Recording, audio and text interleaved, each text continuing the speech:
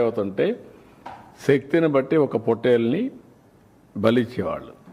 అప్పుడు అది పెద్ద ఫంక్షన్ చేసేవాళ్ళు ఊర్లలో. మేము చిన్నప్పుడంతా చూసాం. ఇంటికి ప్రతి ఒక్కడు పెంచేవాడు ఒక దాన్ని, ఒక పొట్టేలు పెంచేవాళ్ళు, కొనేవాళ్ళు. కొని దాన్ని బలిచ్చి అక్కడి నుంచి దాన్ని ఇచ్చేసేవాళ్ళు. అట్లా ఏరియస్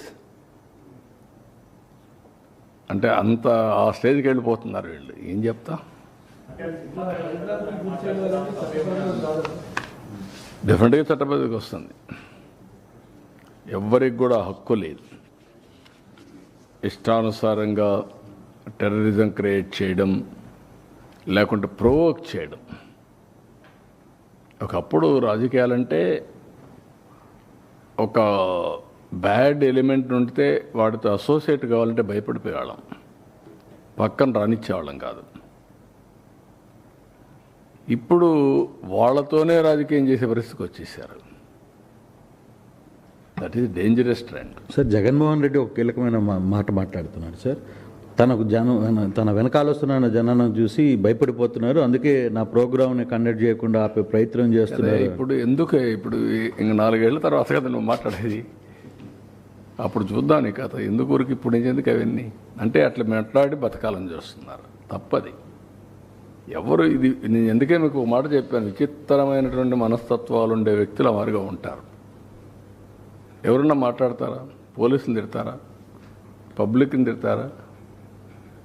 మనం చెప్పి నరికేండ్రా పోయేసి అని చెప్తారా మీరు? ఏంటి ఇవన్నీ? ఎవరైనా ఎక్కడన్నా విన్నారా మీరు? ఎప్పుడన్నా చూసారా ఈ పోకడ ఈ రాష్ట్రంలో దేశంలో ఏ రాజకీయ నాయకుడైనా, ఏ రాజకీయ పార్టీ అయినా ఇలాంటి ఒరవడు ఉందా? చంపేయండి, పొడి చేయండి, లేదంటే ప్లే కార్డ్స్ పెట్టుకొని వచ్చి డెమాన్స్ట్రేట్స్ చేసి ఆనందపడిపోవడం. ఎక్కడికి పోతున్నాం? దాన్ని చూసి ఏం నేర్పిస్తున్నాం మన సమాజంలో? చాలా ప్రమాదం ఇవన్నీ. ఎమ్మెల్యేలందరినీ ఇళ్ళకి వెళ్ళమంటున్నారు ఏడాది పాల్గొన్నారు. ఈ సందర్భంగా వచ్చినటువంటి నేతల్ని చంద్రబాబు గారు మేనిఫెస్టోని గుర్తు చేసుకున్నామని చెప్పేసి మొత్తం నేను ఆయన కూడా గుర్తు చేసుకొనే ప్రజలు చేశారు. అది మర్చిపోతే ఎట్లా? ఎందుకు ఇచ్చారు 11 సీట్లు? ఇట్లా ఏదో పనులు చేసే కదా. ఆ ఏదో పనులు చేస్తే ఏమవుతారు మీరు? రేపు అదే అవుతుంది. కానీ అది చేయడం తప్పు అంటాను నేను.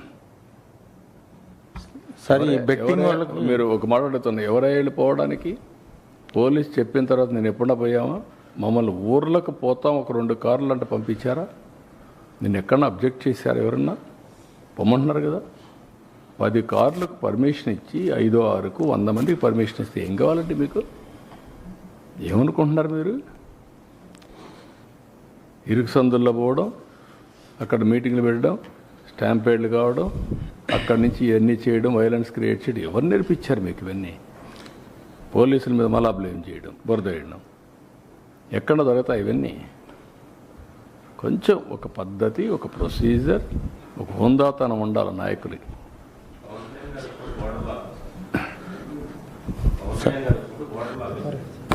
సార్, అరెస్టులు కూడా విషయం సార్. అరెస్టులు బెట్టింగ్ వాళ్ళకి సీరియస్గా జగన్మోహన్ రెడ్డి ఒక మాట చెప్తున్నారు, ఉద్దేశపూర్వకంగానే కొంతమందిని పేర్లు సెలెక్ట్ చేసుకుని అరెస్ట్ చేస్తున్నారు అనేది జగన్మోహన్ రెడ్డి. ఎందుకు చేస్తారండి? చట్టం దాని ప్రకారం అది పనిచేస్తుంది. ఉద్దేశపూర్వకంగా ఎందుకు చేస్తారు? ఎందుకు చేయాలి సార్? మీకు అందరికీ తెలియదా శాండీ ఏం జరిగిందో? తెలియదా మీకు లిక్కర్లో ఏం జరిగిందని? కొత్త అది అంటే మేము ఏం చేసినా రాజకీయాల్లో ఉన్నాం కాబట్టి ఎవరు దీనిపైన యాక్షన్ తీసుకోవడం ఎటు కుదురుతాయి? కాబట్టి ఇది ఒక పద్ధతి ఉంటుంది, ఏదైనా ఒక జవాబుదారితనం ఉంటుంది. సరే, ఈ బెట్టింగ్ వాళ్ళకి విగ్రహం